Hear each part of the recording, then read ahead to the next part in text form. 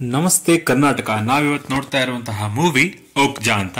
So ಫಿಲ್ಮ್ನ starting ನಲ್ಲಿ ತೋರಿಸ್ತಾರೆ, ಒಂದು ದೊಡ್ಡ ಕಂಪನಿಯ ಸಿಇಒ ಈ ಸ್ಪೆಷಲ್ ಬ್ರೀಡಿಂಗ್ ಗಳನ್ನ ಮಾಡ್ತಿರ್ತಾರೆ. ವಿಶೇಷ ರೀತಿಯ ವಿಶೇಷ ಜಾತಿಯ ಹಂದಿಗಳನ್ನ ಬೆಳೆಸ್ತಿರ್ತಾರೆ ಮತ್ತು ಪ್ರಪಂಚದ ಬಹಳ ಹಲವು ಕಡೆಗಳಲ್ಲಿ ಅವರನ್ನ ಸಾಕ್ಲಿಕ್ಕೆ ಅಂತ ಕೊಟ್ಟಿರ್ತಾರೆ.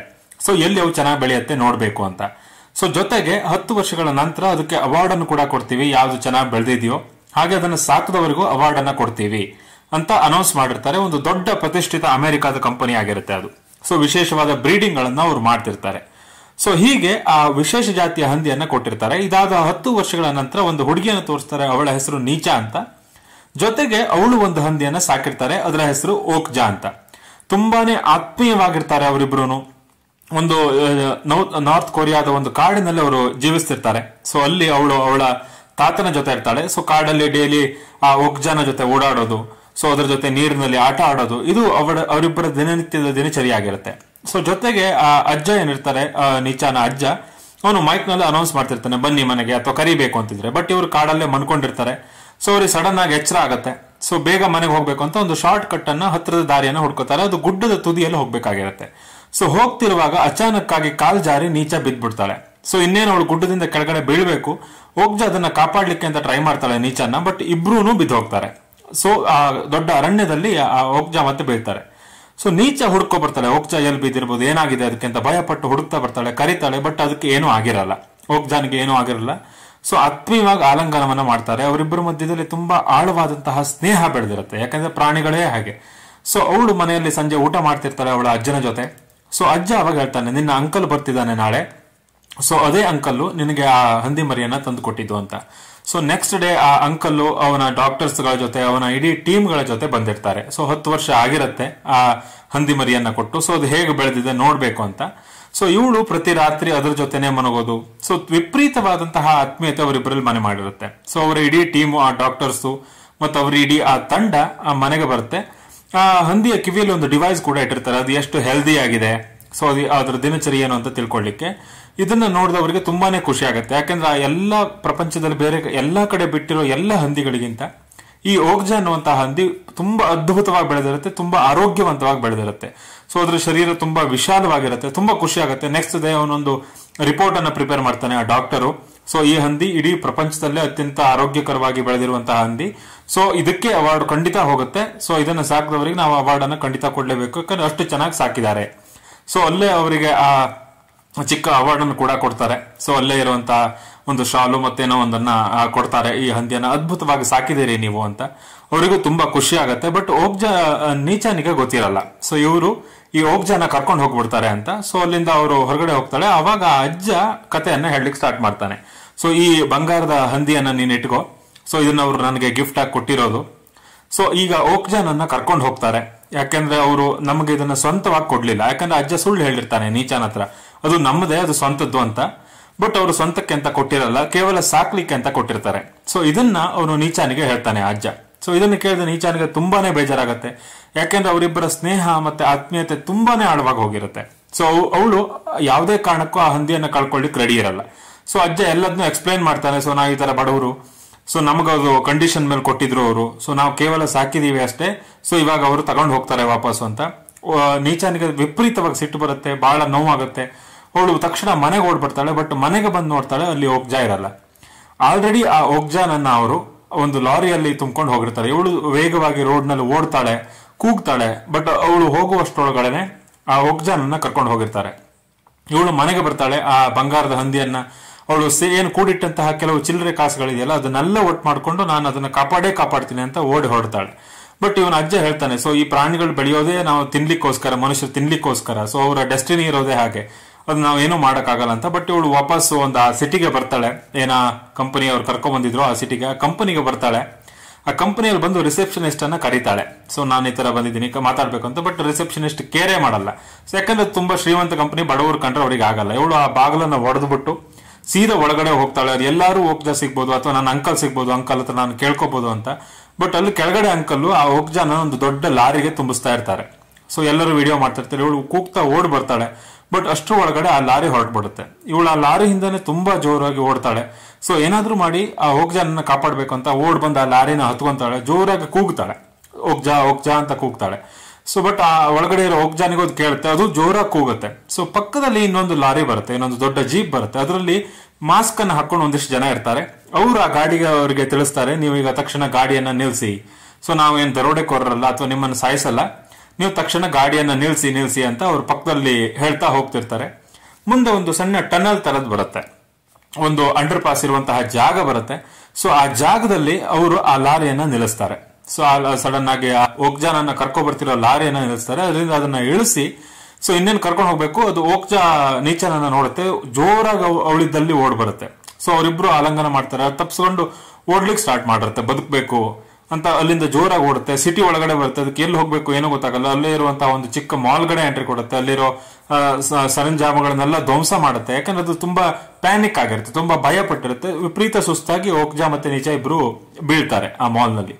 ತಕ್ಷಣ ಅದನ್ನ ಮತ್ತೆ ಒಂದು ಲಾರಿಗೆ ತುಂಬಿಸ್ಕೊಂಡು ಅಲ್ಲಿಂದ ಹೊರಡ್ತಾಳೆ. ಸೊ ಅಲ್ಲಿ ಓಕ್ಜಾನಿಗೆ ಅಲ್ಲಿಯ ಹೆಡ್ ಹೇಳ್ತಿರ್ತಾನೆ, ನಾವು ಒಂದು ಪ್ರಾಣಿ ದಯಾ ಸಂಘದಿಂದ ಬಂದಿರೋರು, ಜಗತ್ತಲ್ಲಿ ಇದೇ ರೀತಿ ಎಷ್ಟೋ ವಿಚಿತ್ರವಾಗಿ ಪ್ರಾಣಿಗಳನ್ನ ಸಾಕೋದು, ಅದನ್ನ ಸಾಯಿಸೋದು, ಅದರ ಮಾಂಸಕ್ಕಾಗಿರ್ಬೋದು, ಚರ್ಮಕ್ಕಾಗಿರ್ಬೋದು, ಈ ತರ ಮಾಡ್ತಿದ್ದಾರೆ. ಸೊ ನಾವು ಅದ್ರ ವಿರುದ್ಧ ಪ್ರತಿಭಟನೆ ಮಾಡ್ತಿದ್ದೀವಿ. ಸೊ ಇವಾಗ ಓಕ್ಜಾನನ್ ಕೂಡ ಅವರು ಮುಂದಿನ ಟೆಸ್ಟ್ಗೆ ಇರ್ಬೋದು ಅಥವಾ ನಂತರದಲ್ಲಿ ಮಾಂಸ ಸಂಸ್ಕರಣೆಗೆ ತಗೊಂಡು ಹೋಗ್ತಾರೆ.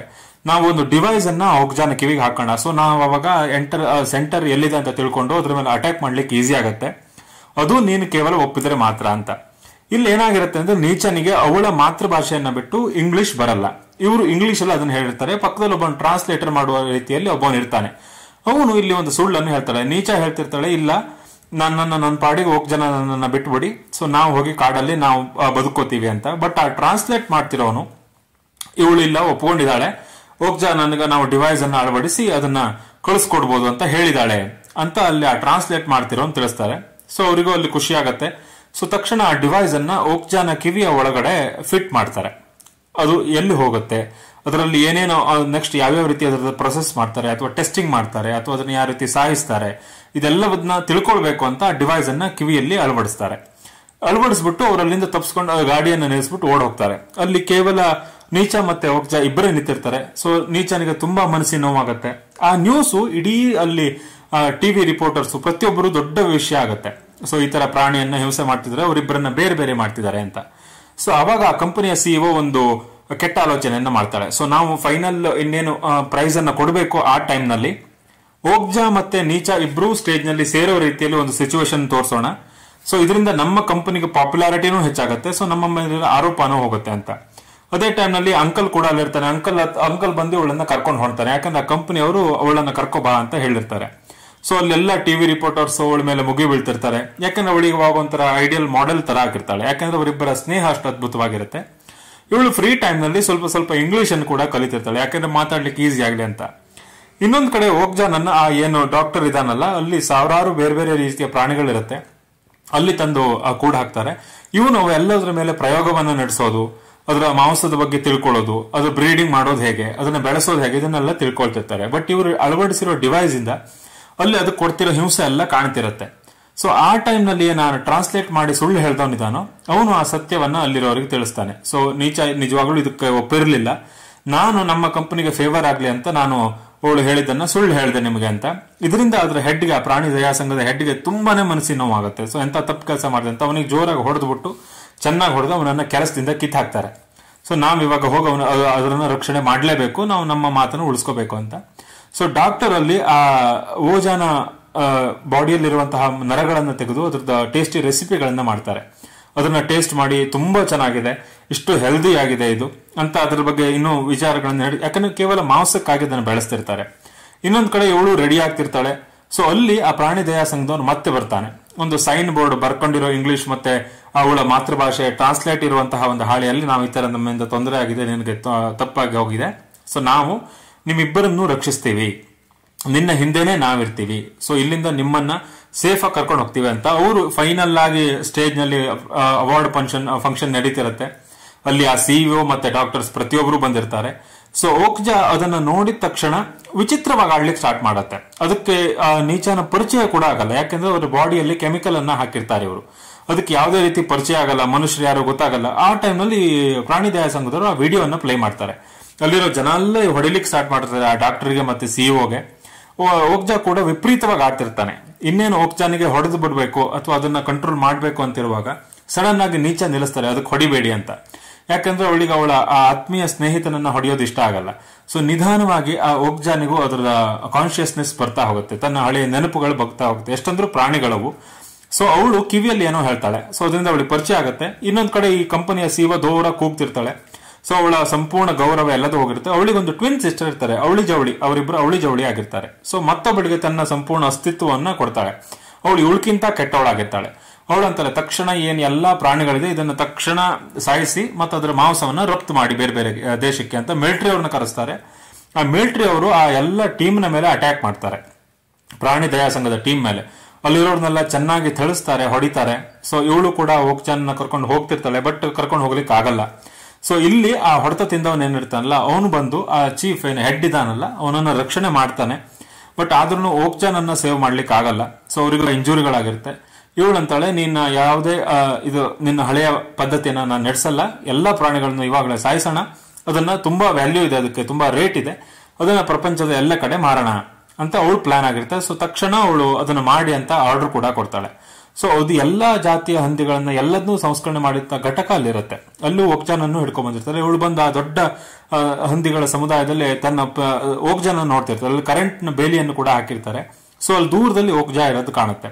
ಸೊ ಓಡ್ ಬಂದು ಓಕ್ಜಾನ್ ಅನ್ನ ಅವಳು ಆತ್ಮೀಯವಾಗಿ ಕಾಣ್ತಾಳೆ. ಇನ್ನೇನು ಅದನ್ನ ಕಟಿಂಗಿಗೆ ಅಂತ ತಗೊಂಡು ಹೋಗ್ತಿರ್ತಾರೆ. ಅಲ್ಲಿ ಎಲ್ಲ ಓಕ್ಜಾನ ಆ ವಿಶೇಷ ಹಂದಿಯ ಮಾಂಸವನ್ನ ಕಟ್ ಮಾಡಿ ಕಳಿಸ್ತಿರ್ತಾರೆ. ಸೊ ಅಲ್ಲಿನ್ನೇನು ಓಕ್ಜಾನ್ ಅನ್ನು ಸಾಯಿಸಬೇಕು. ಅವಾಗ ಅವಳು ಆ ಫೋಟೋವನ್ನು ತೋರಿಸ್ತಾಳೆ. ಚಿಕ್ಕ ಮರಿ ಇದ್ದಾಗಿಂದ ನಾನು ಇದ್ರ ತರ ಸಾಕಿದ್ದೀನಿ, ನನ್ನ ಆ ಓಕ್ಜಾನ ಆತ್ಮೀಯತೆ ಎಷ್ಟು ಚೆನ್ನಾಗಿದೆ ಅಂತ. ಸೊ ತುಂಬಾ ನೋವಿಂದ ಅದನ್ನ ಹೇಳ್ಕೊತಾಳೆ. ಅದೇ ಟೈಮ್ನಲ್ಲಿ ಅಲ್ಲಿ ಆ ಸಿಇಒ, ಹೊಸ ಸಿಇಒ ಕೂಡ ಬರ್ತಾಳೆ. ಅವಳಂತಾಳೆ, ಈ ಕತೆಗಳೆಲ್ಲ ಬೇಡ, ಸಾಯಿಸಿ ಅದನ್ನ, ಅದ್ರ ಮಾಂಸವನ್ನು ಮಾಡೋಣ, ಅದಕ್ಕೆ ತುಂಬಾ ರೇಟ್ ಇದೆ ಅಂತ. ಇವಳು ತುಂಬಾ ರಿಕ್ವೆಸ್ಟ್ ಮಾಡ್ಕೊತಾಳೆ, ಇದನ್ನು ಒಂದಾದ್ರೂ ನನಗೆ ಬಿಟ್ಟು ಕೊಟ್ಟು ಕಳಿಸಿ, ಸೊ ನನ್ನ ಜೊತೆ ಅದನ್ನ ಕೊಟ್ಟು ಕಳಿಸಿ, ನಾನು ಅದನ್ನ ಸಾಕೋತೀನಿ ಅಂತ. ಅವಳು ಹೇಳ್ತಾಳೆ, ಇದು ವಿಶೇಷವಾದ ಜಾತಿಯ ಹಂದಿ, ಇದಕ್ಕೆ ತುಂಬಾನೇ ರೇಟ್ ಇದೆ ಮಾರ್ಕೆಟ್ ನಲ್ಲಿ, ಕೋಟಿಗಟ್ಟಲೆ ಬೆಲೆ ಬಾಳುತ್ತೆ. ಸೊ ನಿನ್ನ ಈ ಅನುಕಂಪಗಳು ಇದು ಯಾವುದು ನನಗೆ ಲೆಕ್ಕಕ್ಕೆ ಬರಲ್ಲ ಅಂತ. ಆ ಪ್ರಾಣಿ ದಯಾ ಸಂಘದ ಏನು ವ್ಯಕ್ತಿ ಇದ್ನಲ್ಲ, ಅವನು ರಿಕ್ವೆಸ್ಟ್ ಮಾಡ್ತಾನೆ, ದಯವಿಟ್ಟು ಬಿಟ್ಬಿಡಿ ಅವಳನ್ನ ಮತ್ತೆ ಆ ಓಕ್ಜಾನ್ ಅನ್ನ, ಅವರಿಬ್ಬರು ಸ್ವಚ್ಛಂದವಾಗಿ ಕಾಡಿನಲ್ಲಿ ಬದುಕೊಂಡಿರ್ಲಿ ಅಂತ. ಇವಳು ವಿಪರೀತವಾಗಿ ಬೈತಾಳೆ. ಸೊ ಸಡನ್ ಆಗಿ ಅವಳ ಹತ್ರ ಇರೋ ಆ ಬಂಗಾರದ ಹಂದಿ ನೆನಪಾಗತ್ತೆ. ಅದನ್ನ ತೆಗೆದು ತೋರಿಸ್ತಾಳೆ. ಇದನ್ನಿಟ್ಕೊಂಡು ನನಗೆ ಅವನನ್ನು ವಾಪಸ್ ಕೊಡು, ನಿನಗೆ ಬೇಕಾಗಿರೋ ದುಡ್ಡು ತಾನೆ, ಇದನ್ನಿಟ್ಕೋ ಅಂತ ತೋರಿಸ್ತಾಳೆ. ಅದನ್ನ ನೋಡಿ ಅವಳಿಗೆ ಆಸೆ ಬರುತ್ತೆ. ಆ ಬಂಗಾರದ ಹಂದಿಯನ್ನ ಅವಳು ತಗೋತಾಳೆ. ಸೊ ಅದರ ಆಧಾರದ ಮೇಲೆ ನೀನು ಮತ್ತು ಓಕ್ಜಾ ಹೋಗ್ಬೋದು ಅಂತ ತಿಳಿಸ್ತಾರೆ. ಸೊ ಓಕ್ಜಾನ್ ಅನ್ನ ರಿಲೀಸ್ ಮಾಡ್ತಾರೆ.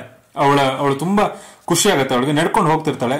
ಇಲ್ಲೊಂದು ತುಂಬಾ ಮನಕಲುಕುವ ಘಟನೆ ನಡೆಯುತ್ತೆ. ಒಂದು ತಂದೆ ಮತ್ತೊಂದು ತಾಯಿ ಹಂದಿ ಮರಿಯನ್ನ ಹೊರಗಡೆ ದಬ್ತಿರ್ತಾರೆ. ಯಾಕೆಂದ್ರೆ ತಾವು ಹೇಗೂ ಸಾಯ್ತೀವಿ, ಆದ್ರೆ ಆ ಮರಿನಾರು ಬದುಕಲಿ ಅಂತ. ಸೊ ಅಂತಹ ಕಠೋರ ಮನಸ್ಥಿತಿಯ ಮನುಷ್ಯನನ್ನ ಇಲ್ಲಿ ತುಂಬಾನೇ ಚೆನ್ನಾಗಿ ಬಿಂಬಿಸಿದ್ದಾರೆ. ಆ ಮರಿಯನ್ನ ಓಕ್ಜಾ ತನ್ನ ಬಾಯೊಳಗೆ ಇಟ್ಕೊಳ್ಳುತ್ತೆ. ಯಾಕಂದ್ರೆ ಯಾರಿಗೂ ಕಾಣದೇ ಇರ್ಲಿ ಅಂತ. ಮತ್ತೆ ಅವರು ತಮ್ಮ ಮೂಲ ಕಾಡಿಗೆ ಬರ್ತಾರೆ. ಅಲ್ಲಿ ಆ ಓಕ್ಜಾ ಮತ್ತೆ ಆ ಚಿಕ್ಕ ಹಂದಿ ಮರಿ ಜೊತೆಗೆ ನೀಚ, ಇವರು ತಮ್ಮ ಮಾಮೂಲಿ ಜೀವನವನ್ನ ಮತ್ತೆ ಆ ಕಾಡಿನಲ್ಲಿ ಕಳೀಲಿಕ್ಕೆ ಸ್ಟಾರ್ಟ್ ಮಾಡ್ತಾರೆ. ತನ್ನ ಅಜ್ಜನ ಜೊತೆ ಬದುಕ್ತಾಳೆ. ಸೊ ಇಲ್ಲಿ ಒಂದು ಶುಭ ಅಂತ್ಯವನ್ನ ಕಾಣುತ್ತೆ ಈ ಮೂವಿ. ತುಂಬಾನೇ ಅದ್ಭುತವಾಗಿ ಚಿತ್ರಣವನ್ನ ಮಾಡಿದ್ದಾರೆ. ಸೊ ಒಂದು ಪ್ರಾಣಿ ಮತ್ತೆ ಮನುಷ್ಯನ ನಡುವಿನ ಸಂಬಂಧ ಎಷ್ಟು ಚೆನ್ನಾಗಿದೆ ಅಂತ ಇದರಲ್ಲಿ ತಿಳಿಸಿದ್ದಾರೆ. ಈ ವಿಡಿಯೋ ನಿಮಗೆ ಖಂಡಿತ ಇಷ್ಟ ಆಗಿದೆ ಅಂತ ಭಾವಿಸ್ತೀವಿ. ಇದೇ ರೀತಿ ಇನ್ನು ಅದ್ಭುತವಾದಂತಹ ಕಂಟೆಂಟ್ಗಳ ಜೊತೆ ನಿಮ್ಮ ಎದುರಿಗೆ ಬರ್ತೀವಿ. ತಕ್ಷಣನೇ ನಮ್ಮ ಚಾನಲ್ಗೆ ಸಬ್ಸ್ಕ್ರೈಬ್ ಮಾಡ್ಕೊಳ್ಳಿ, ಹಾಗೆ ಲೈಕ್ ಮಾಡಿ. Thank you so much. See you on next video.